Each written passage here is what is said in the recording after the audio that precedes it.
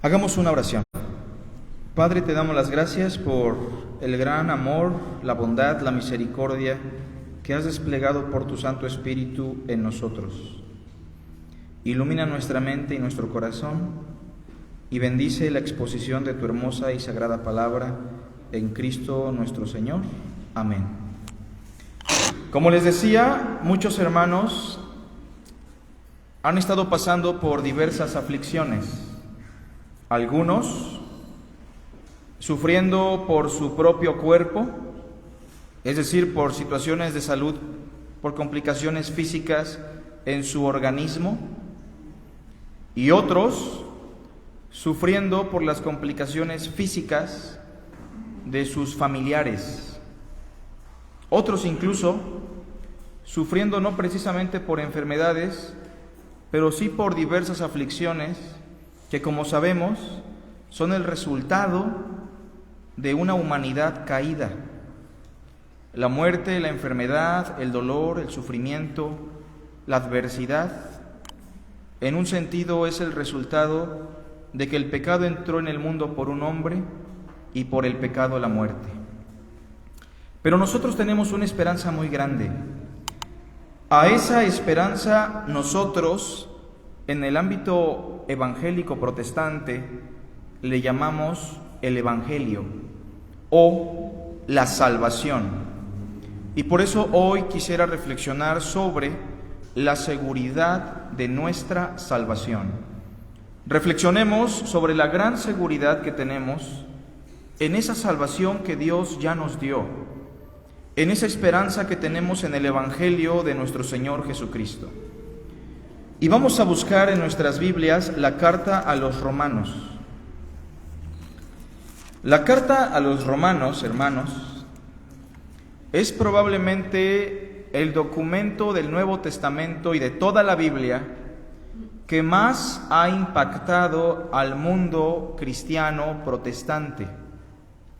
Fue precisamente en 1517 que, por la influencia de esta carta, un monje católico romano de la Orden de San Agustín, llamado Martín Lutero, inició una reforma protestante, una protesta, clavando en la Catedral de Wittenberg 95 tesis que estaban en contra de los abusos del clero, de los abusos del Papa a través de las indulgencias. Pero gran parte de la influencia en la mente de este monje, que era en ese momento un teólogo en desarrollo como todos nosotros, tuvo que ver con la carta a los romanos.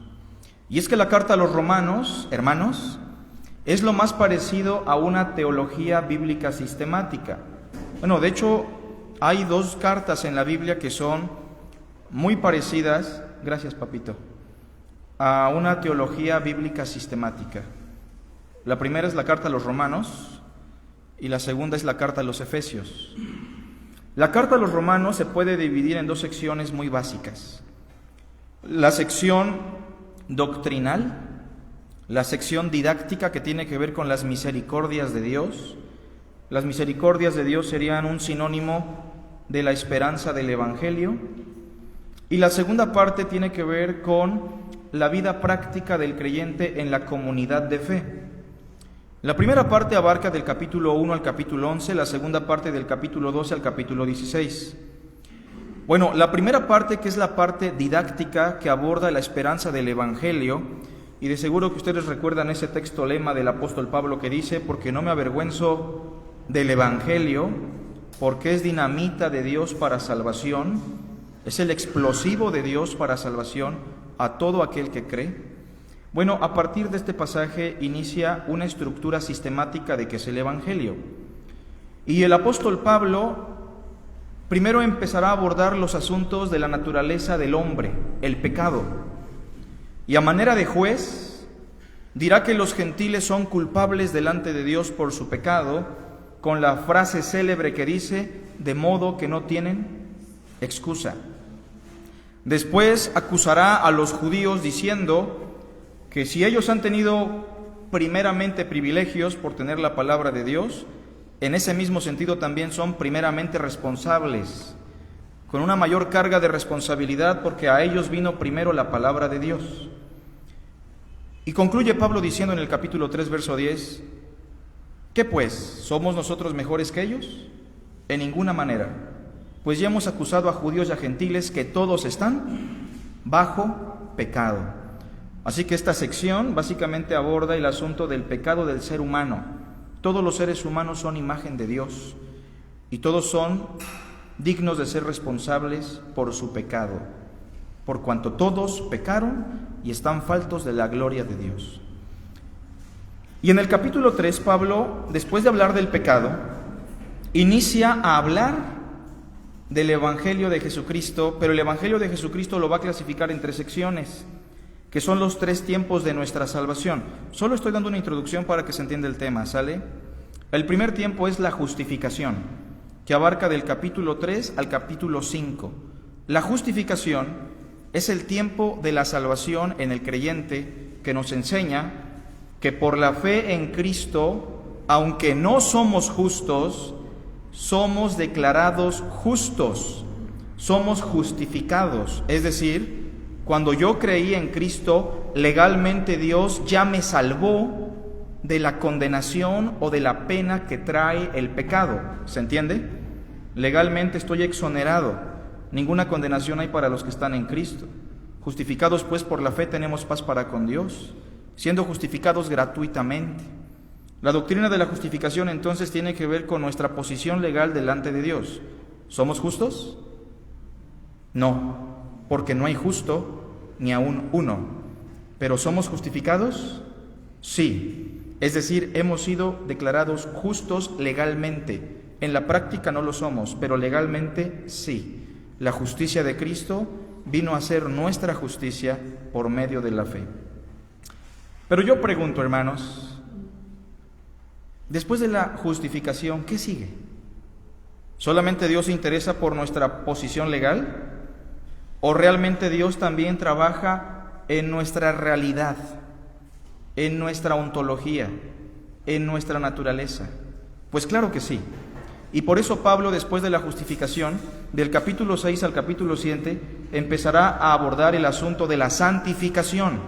¿Y qué es la santificación? Es la salvación en el tiempo presente.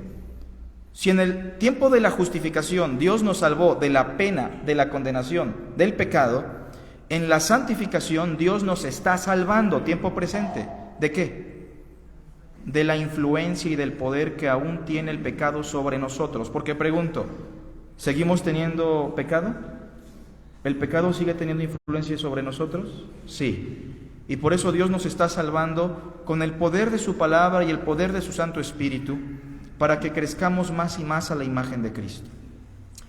Y Pablo termina con la última sección de nuestra salvación, que se aborda en el capítulo 8 totalmente, y tiene que ver con el tiempo de la glorificación o la resurrección de los muertos.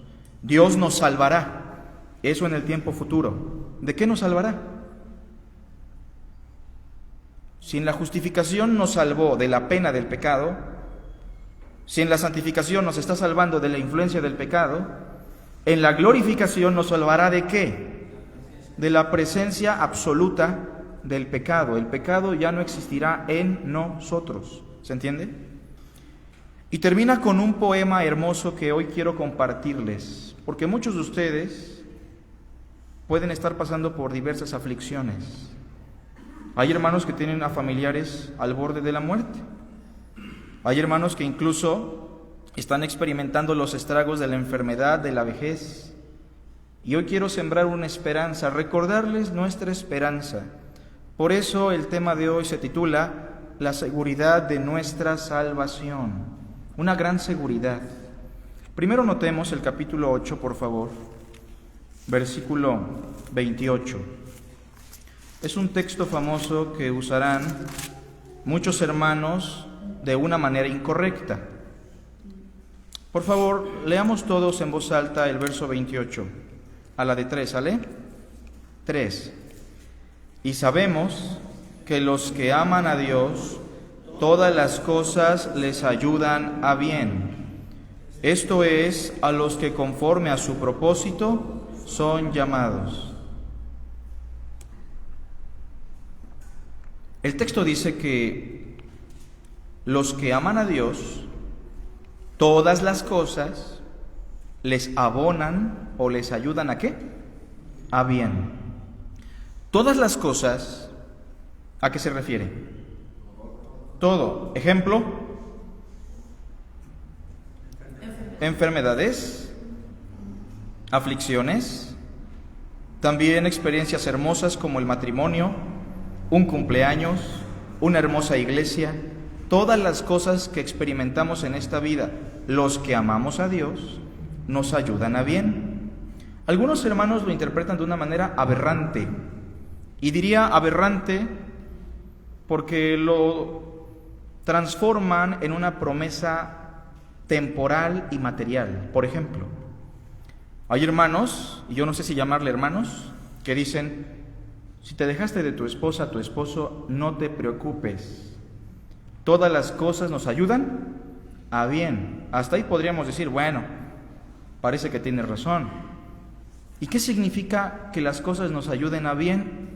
Y a veces este tipo de personas dicen que Dios te va a dar un esposo, una esposa mejor. ¿Es lo que significa el texto?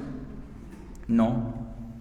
Algunos dirán, no te preocupes si perdiste tu trabajo. De seguro que, como dice el texto, todas las cosas nos ayudan a bien. Dios te va a dar un mejor trabajo. ¿Eso significa el pasaje? Tampoco. Entonces, hagámonos una pregunta. ¿A qué bien se refiere Pablo? Yo sé que algunos lo saben, pero me gustaría que interactúen conmigo.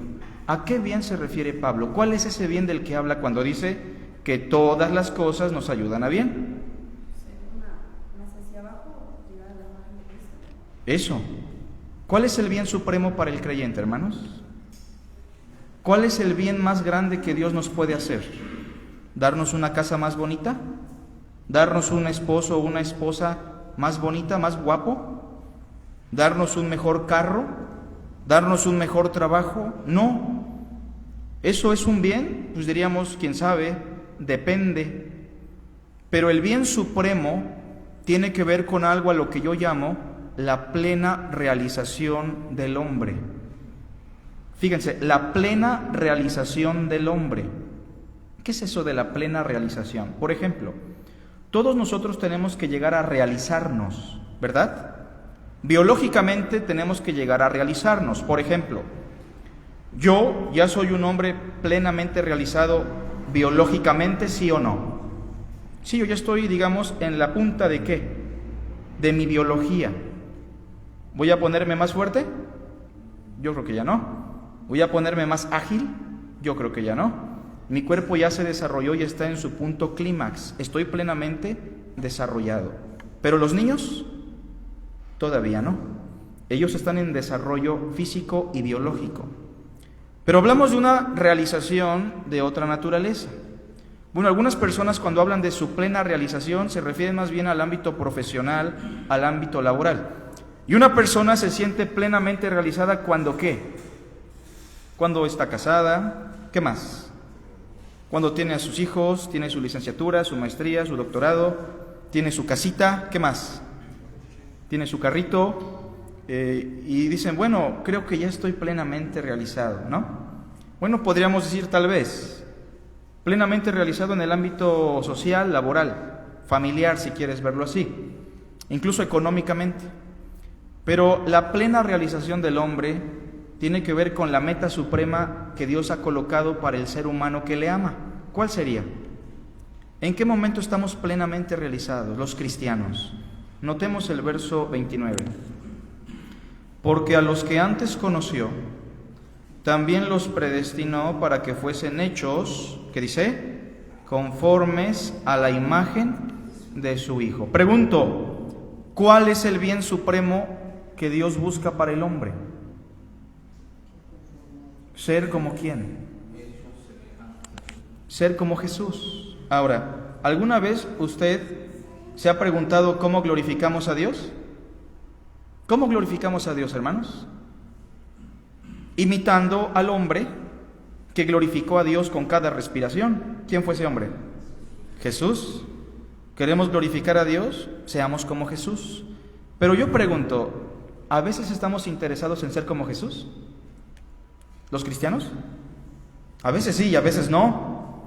Hablaba con un hermano hace unos meses y le decía, Jesús quiere que seas manso y humilde de corazón. ¿Qué dijo Jesús? Aprended de mí. Y dice, no, yo no quiero eso, ¿no? Yo quiero ser como Jesús, pero quiero ser como Jesús enseñando, predicando. Pero eso de ser manso y humilde yo creo que sí está muy difícil. Ser como Jesús es lo que Dios desea. Pero cuando el cristiano se rehúsa, Dios tiene que permitir diversas aflicciones, ¿o no? Diferentes situaciones para ser más como Jesús. ¿Se acuerdan de José el soñador? No de nuestro hermano, ¿verdad? Yo lo conozco y le gusta dormir un poquito. Pero no nos referimos a José el soñador de nuestra iglesia, ¿verdad? Sino más bien a José el soñador de la Biblia. ¿Quién era ese varón? Era un jovencito que aparece, creo que tenía 17 años, ¿no? Y era el favorito de papá, ¿sí o no? ¿Quién tenía la mejor ropa de los hermanos? José. ¿A quién consentía más papi? José, ¿no? ¿Quién era el chismosito de los hermanos? José. Ya nada más falta que Dios lo distinguiera con un don especial. Ah, no, pero sí, porque era José el soñador. ¿Y qué soñaba José? Dios le dijo que en algún momento él reinaría ¿sobre quién? Sobre sus hermanos. ¿Se acuerdan de los sueños de José? Y sus hermanos todavía más lo odiaron. Ahora, ¿era guapo? ¿O no? Pues sí, porque vemos que una mujer lo andaba acosando.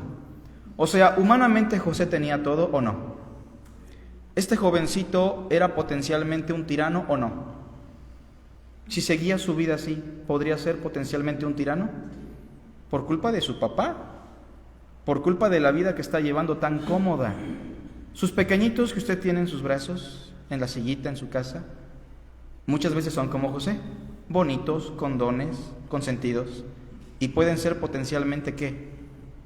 Muy semejantes al enemigo, ¿o no? Como José. Pero pregunto yo, ¿Dios amaba a José o no? ¿Y qué permitió en la vida de José? Cosas espantosas.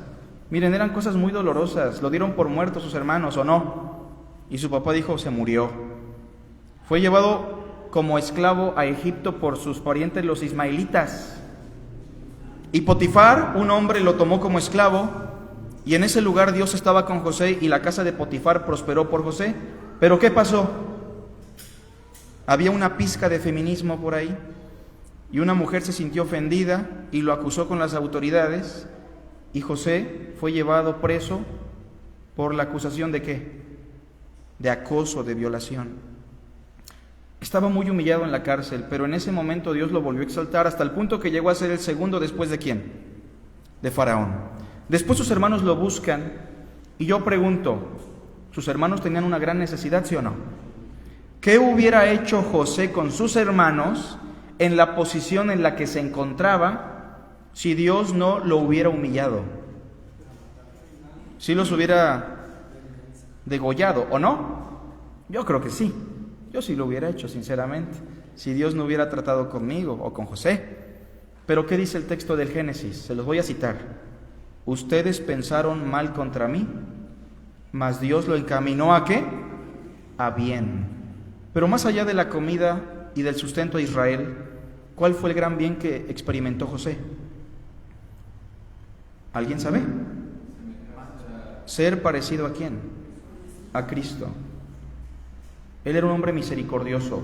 Moisés, el junior de Egipto, 40 años como príncipe de Egipto. ¿Vieron la película alguna vez, la caricatura? Para que se den una idea cómo era Moisés, ¿no? Bueno, no sabemos si era así. Pero vivió muy bien. Dios lo humilló porque fue fugitivo 40 años y Dios lo llamó a través de la zarza. Y cuando se levantaba el pueblo en contra de Moisés, y algunos decían, ¿solamente Dios habla por Moisés? No, también por nosotros. Y empezaron a profetizar porque tuvieron sueños.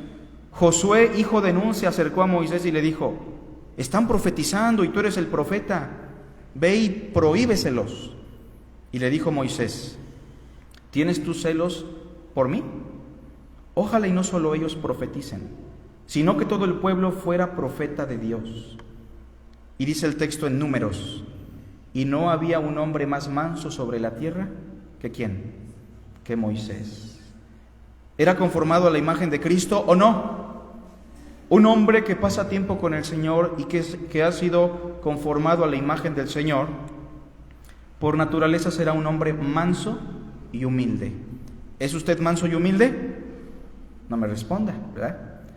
Pero el punto es que Dios lo ama. Y esto nos lleva a reflexionar en algo. Ya voy a avanzar, es una introducción larga. ¿Qué es la salvación? Los del seminario ya saben, porque lo vimos hace unos mesecitos. ¿Qué es la salvación? Y se los voy a citar de tal forma que espero no lo olviden. La salvación es un proceso de restauración. La salvación no solo es que Dios me sacó del infierno para llevarme al cielo. Esa es una definición muy simple, muy escueta. La salvación más bien es un proceso de restauración que tiene como meta conformarnos a la imagen del hombre perfecto, a la imagen del Hijo de Dios, a la imagen de nuestro Maestro Jesús de Nazaret. ¿Qué es la salvación? Un proceso ¿de qué? De restauración. ¿Cuál es la meta? Ser conformados a la imagen de Cristo.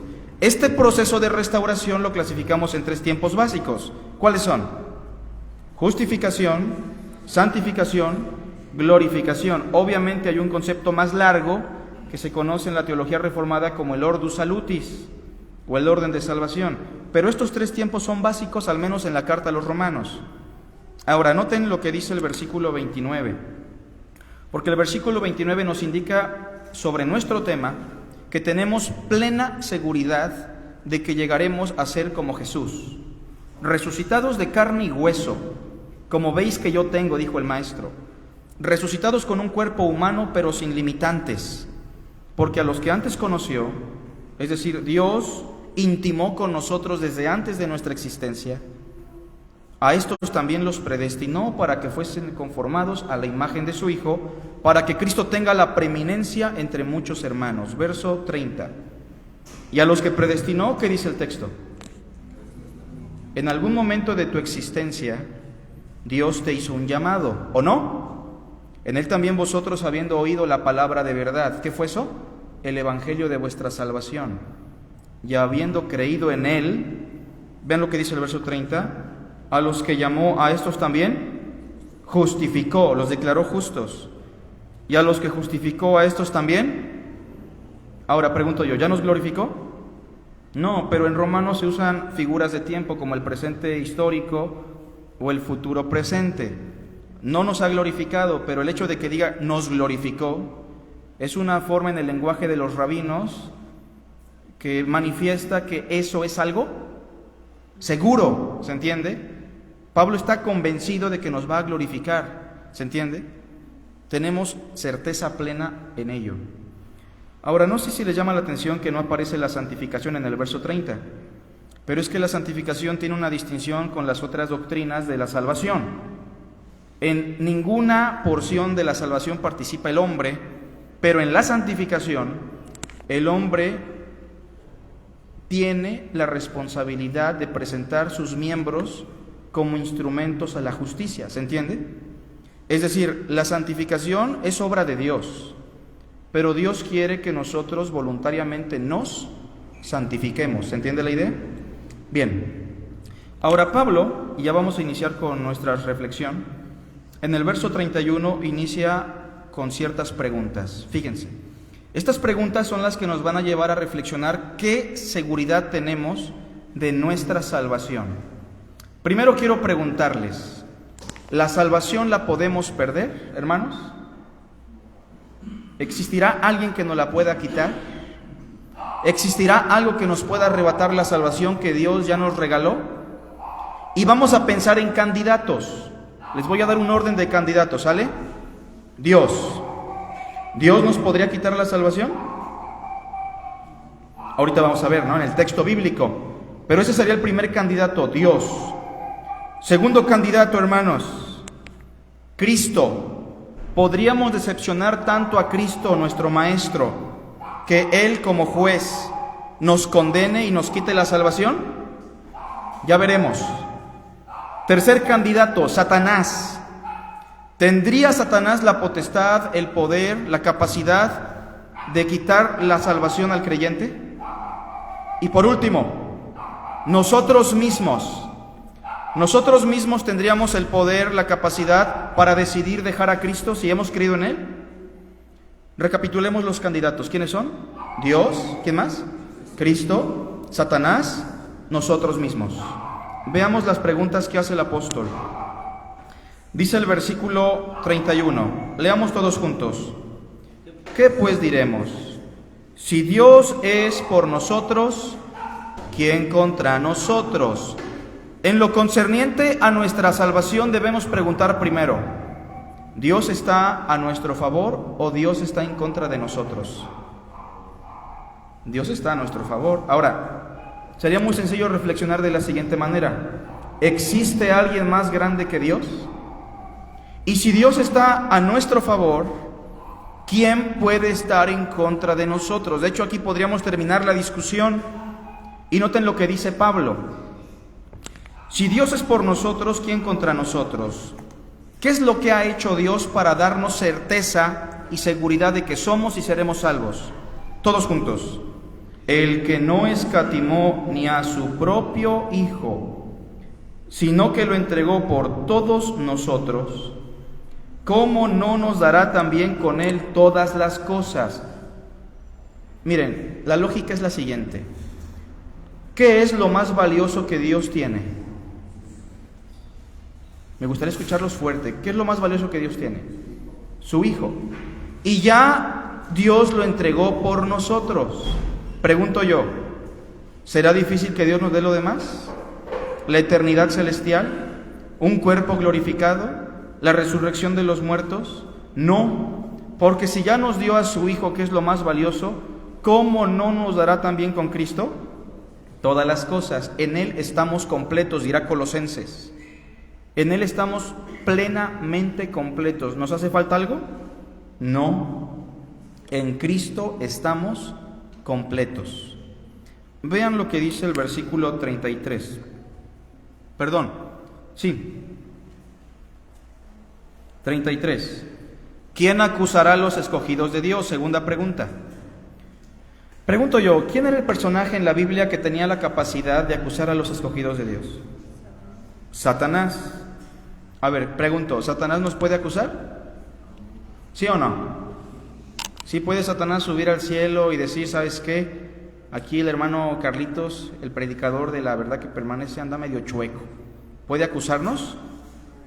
No puede acusarnos ya. La pregunta por eso es una pregunta lógica. ¿Quién acusará a los escogidos de Dios? Ahora se preguntarán por qué. Si acusó a Job o al sumo sacerdote Josué y a Zorobabel, ¿por qué decimos que ya no? El maestro dijo, porque el príncipe de este mundo ha sido ya juzgado, ha sido echado fuera. O como dice Colosenses,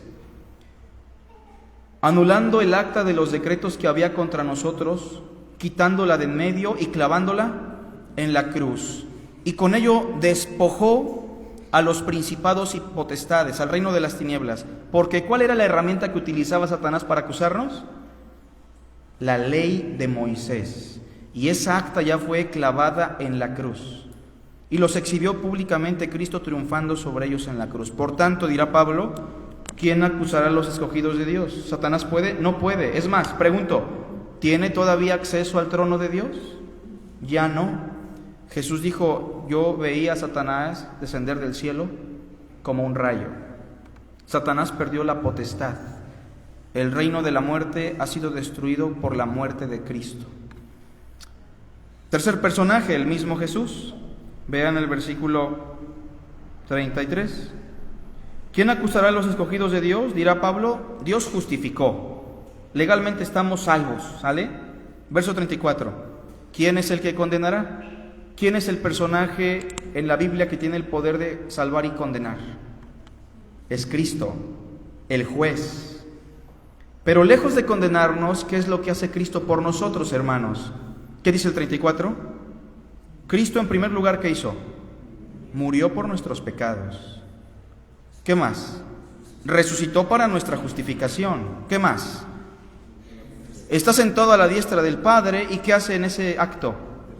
Intercede por nosotros. ¿Hay posibilidad de que Cristo nos quite la salvación? No, porque si somos de Cristo, ni Dios el Padre, ni Satanás, ni el mismo Cristo nos quitará la salvación, porque Dios el Padre y Dios el Hijo han trabajado y trabajan para nuestra redención, y Satanás ha sido ya juzgado, ha perdido esa facultad. Ahora, puede ser que usted, como cristiano, como creyente, esté tan desanimado que diga, ya no quiero el Espíritu Santo en mi corazón, ¿lo voy a sacar? ¿Puede usted hacer eso? Ya no quiero nacer de nuevo, me voy a nacer de nuevo. ¿Se puede? No, ya no quiero ser cristiano, ahora quiero ser mormón. ¿Se puede eso? Bueno, dirán, hemos visto muchos casos donde sí. ¿Qué respondemos a eso? Salieron de nosotros porque no eran de nosotros. ¿Cómo les llama Juan? Anticristos. Y no me refiero a que salieron de la congregación, No, más bien se refiere al contexto de la verdad. O sea, no permanecieron en la verdad y la verdad no permaneció en ellos. ¿Como quién? Él ha sido homicida desde el principio y no permaneció. ¿En qué? En la verdad. Nos referimos a la verdad. No eran verdaderos creyentes, es lo que la Biblia dirá. No eran verdaderos cristianos. La fe no fingida en algunas personas sí es una fe fingida, ¿se entiende, hermanos? Judas es un vivo ejemplo. Pero podrá ser que un cristiano diga, ya no quiero la salvación, ya me voy a deshacer de ella. Estoy sufriendo tanto que ya no aguanto más. Los problemas son tantos que voy a deshacerme de esta promesa de salvación. Si es verdadero creyente, ¿qué diríamos a eso? No. Si es verdadero creyente, no pasará eso. Se va a desanimar. Podrá dejar de venir a la iglesia. Pero si es de Cristo, ¿quién se hizo responsable de él? Cristo. Es que el pastor no fue a traerlo. El hermano Carlos no lo fue a visitar, sea quien sea, ¿no? ¿Qué diríamos a eso? No. Más allá de eso, si es de Dios, ¿qué dice la Biblia? Las palabras de Dios, oye. Y noten lo que dice el versículo, hermanos, 35. ¿Quién nos separará del amor de Cristo? Y aunque la pregunta dice ¿quién?, Pablo se refiere más bien a circunstancias. ¿Qué dice? ¿Tribulación o angustia?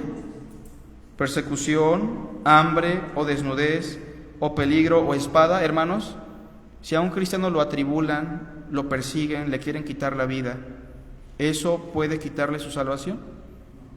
¿Él se alejará de Cristo? Puede llegar a sentir temor, puede llegar a negar a Cristo por mucho temor tal vez, pero nunca se va a apartar de la verdad, ¿se entiende? Ninguna circunstancia es capaz de quitarnos esa gran esperanza que tenemos.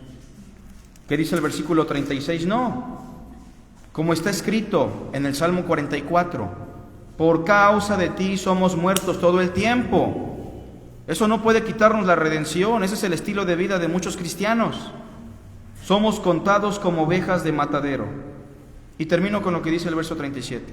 Antes, en todas estas cosas somos más que vencedores, no por nosotros mismos, sino por ¿quién?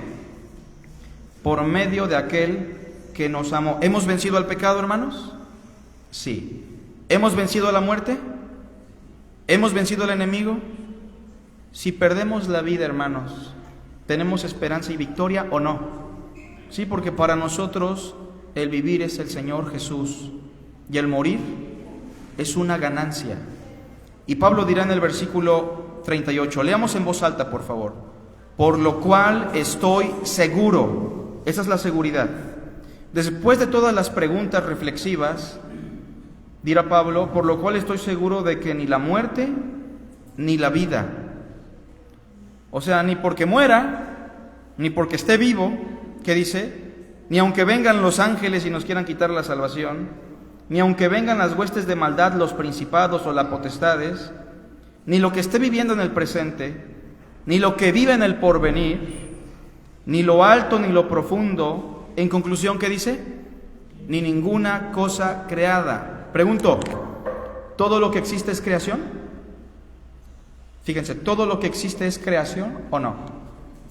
Ahora voy a hacer una pregunta filosófica, teológica. ¿Dios existe? Fíjense la pregunta, ¿Dios existe? Existere, existir, ser expulsado de algo, de alguien más. Existir es una palabra que usamos muy a la ligera, pero cuando hablamos de existencia, hablamos de aquello o de aquel personaje que llegó a ser, ¿se entiende? Que emanó de alguien más, que fue expulsado de algo o de alguien. Nosotros existimos, en Él somos, vivimos y nos movemos, pero ¿Dios existe?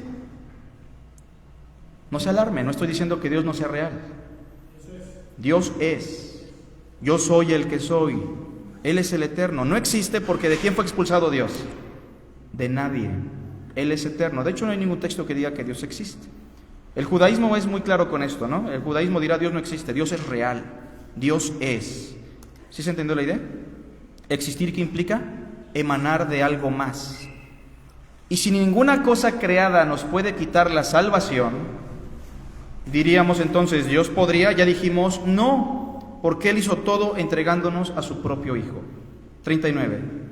Ni ninguna otra cosa creada nos podrá separar del amor de Dios, que es en Cristo Jesús, Señor nuestro. Hace unos años, cuando yo recién me convertí al cristianismo, estaba en una disyuntiva por mi juventud. A pesar de que tenía tal vez 1 o 2 años en la fe, yo llegué a un punto de llegar a pensar, bueno, estoy desperdiciando mi tiempo viniendo a la iglesia.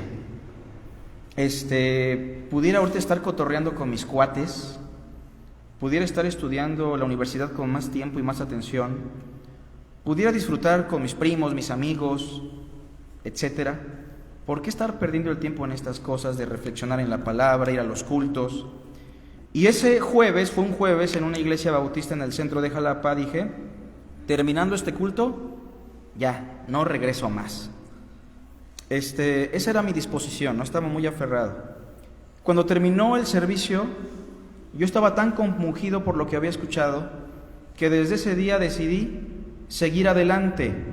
Pero quiero que sepan algo, hermanos, y que quede muy claro, según lo que vimos hoy, ¿fue realmente mi disposición?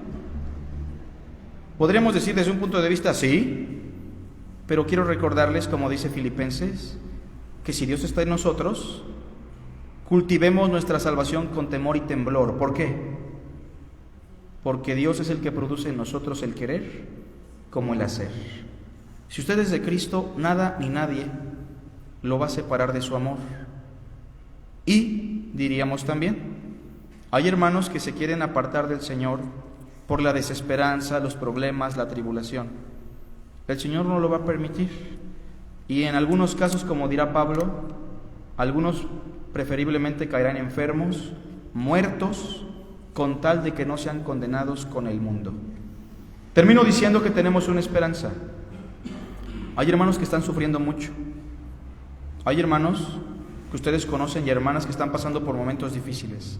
Primero les diría, acerquémonos a ellos, oremos por ellos, pero sobre todo, siempre recalquemos y reiteremos la gran esperanza que tenemos en nuestro glorioso Salvador, quien nos redimió del presente siglo malo y nos ha preparado y nos está preparando una morada para que donde Él esté, nosotros también estemos. Y si no fuera así, Él mismo nos lo hubiera dicho.